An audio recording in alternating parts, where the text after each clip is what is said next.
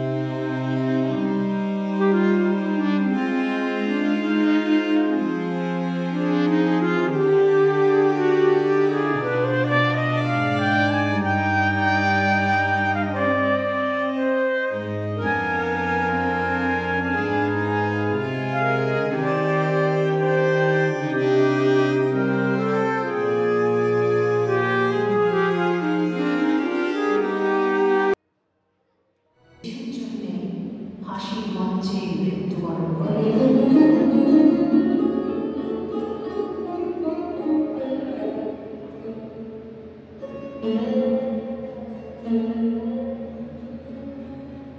আলিপুর বোমা মামলার প্রধান অভিযুক্ত শ্রী অরবিন্দ প্রায় 1 বছর আলিপুর জেলে বন্দী ছিলেন। স্বাধীনতা সংগ্রামী তথা বিখ্যাত আইনজীবী চিত্তরঞ্জন দাসের প্রখ্য ওকালতিতে অরবিন্দ ঘোষ স্বাধীনতা সংগ্রামীদের দ্বীপান্তরে আন্দামানে পাঠানো হয়। পরে চিত্তরঞ্জন দাস নিজেই অসহযোগ আন্দোলনে যুক্ত থাকার ছিলেন বেশ কিছুদিন। উল্লেখ্য, এই স্বনামধন্য স্বাধীনতা সংগ্রামীরা ছাড়াও বহু নাম না জানা দেশপ্রেমিক ভারতের স্বাধীনতা আন্দোলনের সঙ্গে যুক্ত ছিলেন। এরকমই দুটি নাম কানাইলাল দত্ত এবং সত্যেন বসু। আলিপুর বোমা মামলা চলাকালীন বন্দি অবস্থাতেই তারা রাজসাক্ষী নরেন্দ্র গোসাইকে তার বিশ্বাসঘাতকতার সাজা দিতে আলিপুর সেন্ট্রাল জেলের মধ্যেই তাকে হত্যা করেন।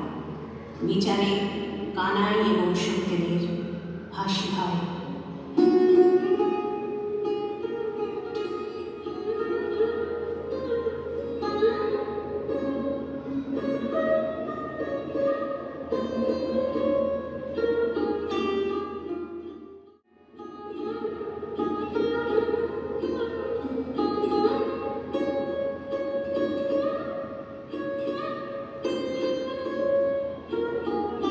আলিপুর বোমা মামলার পর অনুশীলন সমিতির আঞ্চলিক শাখাগুলিও বিপ্লবী কর্মকাণ্ড চালিয়ে যেতে থাকে।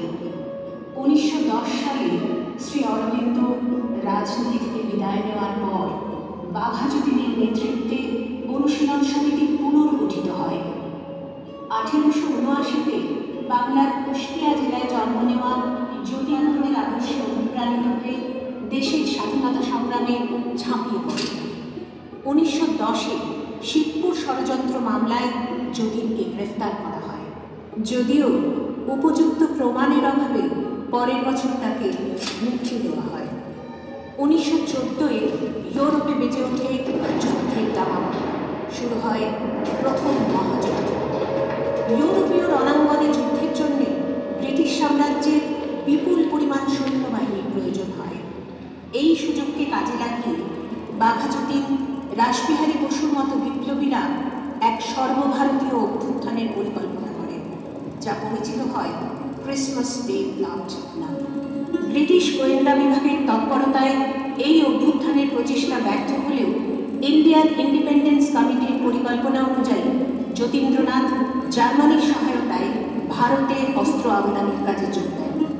কিন্তু ব্রিটিশ কর্তৃপক্ষ এই অস্ত্র আমদানি পরিকল্পনার কথা জানতে পেরে পূর্ব ভারতের সমুদ্র তীর বন্ধ করে দেয়। ময়ূরভঞ্জের জঙ্গলে অস্ত্রভর্তি জাহাজের জন্য অপেক্ষারত যতীন এবং তার সঙ্গীদের খোঁজে পুলিশ তল্লাশি শুরু করে। 1915-র 9 সেপ্টেম্বর উড়িষ্যার বালেশ্বরে পুলিশের সাথে এক অসম যুদ্ধে গুলিবিদ্ধ বাঘা যতীন পরদিন জেল হাসপাতালে শহীদের মৃত্যুবরণ করেন।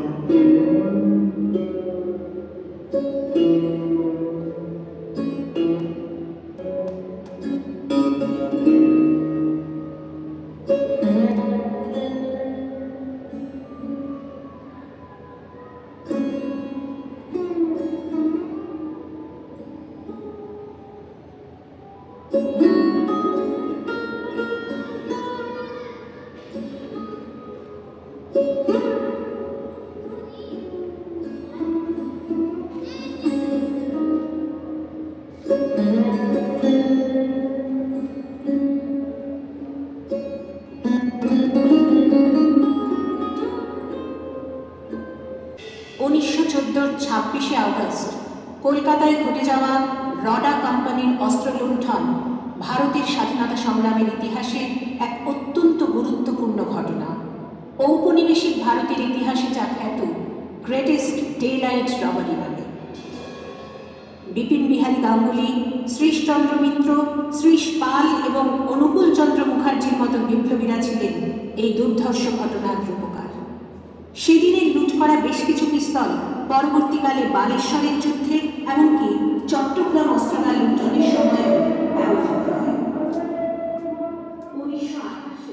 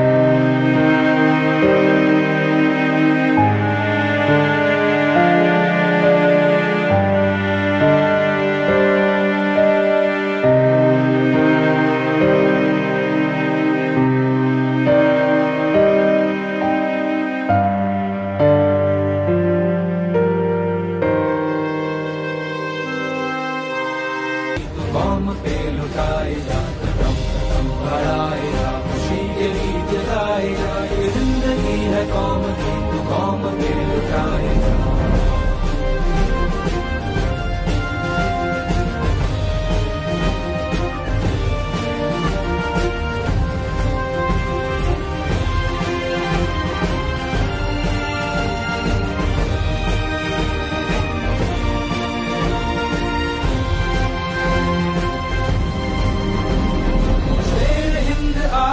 बढ़ने से तू कभी न डर, उड़ा के दुश्मनों का सर तुझे वतन बढ़ाएगा। शेर हिंद आगे बढ़ने से तू कभी न डर, उड़ा के दुश्मनों का सर तुझे वतन बढ़ाएगा।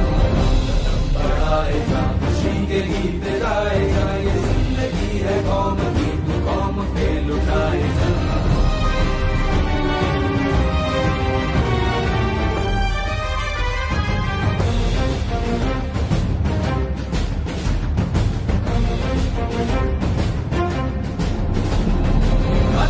बढ़ती रहे खुदा तेरी सुनता रहे, जो सामने तेरे खड़े तो खाक में मिलाए जा। हिम्मत तेरी बढ़ती रहे खुदा तेरी सुनता रहे, जो सामने तेरे खड़े तो खाक में मिलाए जा।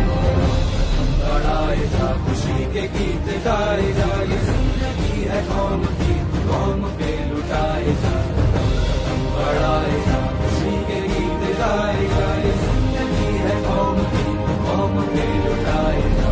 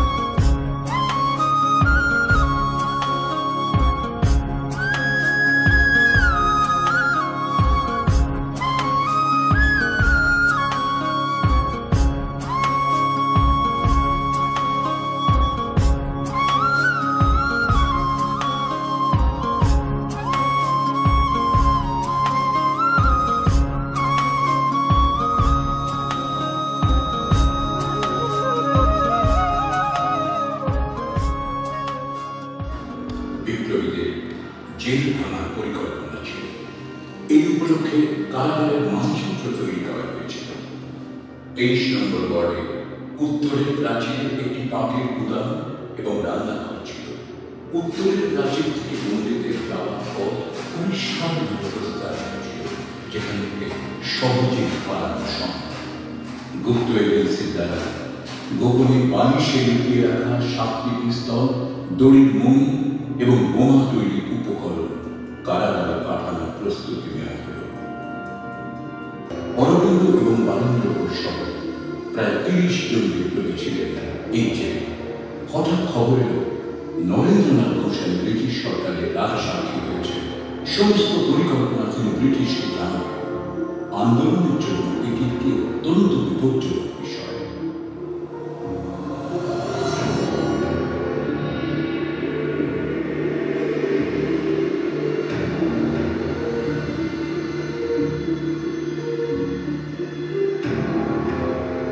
কিন্তু শর্ত হল তার আগে তারা একবার নরেন ঘোষের সঙ্গে দেখা করবেন।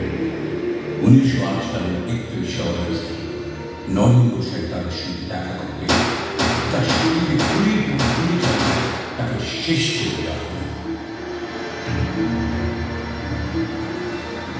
বিচারে কানাইলাল দত্ত ও সত্যেন্দ্রনাথ বসু ফাঁসি।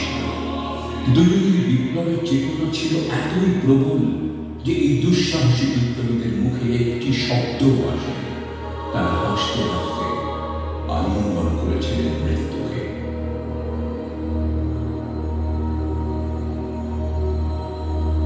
মানিকতলা বোমা ষড়যন্ত্র মামলায় অনেক বন্দীকে কালাপানিতে পাঠানো হয়েছিল।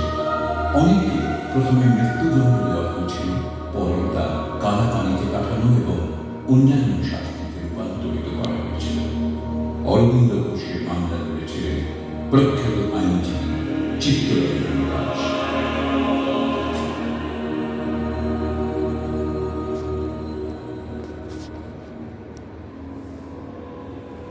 বিপ্লবের অনির্বাণ শিখাকে চিরপ্রজ্বলিত রাখাই ছিল প্রতিটি বিপ্লবীর একমাত্র কামনা। এই কামনা চরিতার্থ করতে যে কোনো শাস্তি তারা মাথা পেতে নিতে একটু পিছপা হয়নি। সেই আত্মত্যাগের সাক্ষ্য বহন করে আছে আলিপুর জেলের প্রতিটি দেয়াল। আজ শতাধিক বছর বাদে ভারত মাতাকে ব্রিটিশ শাসন মুক্ত করার এই অনবস্ত চেষ্টা জেলের প্রতিটি দেয়ালে অনুমিত। গোটা ভারতবাসীর কাছে তারা চিরকাল প্রণব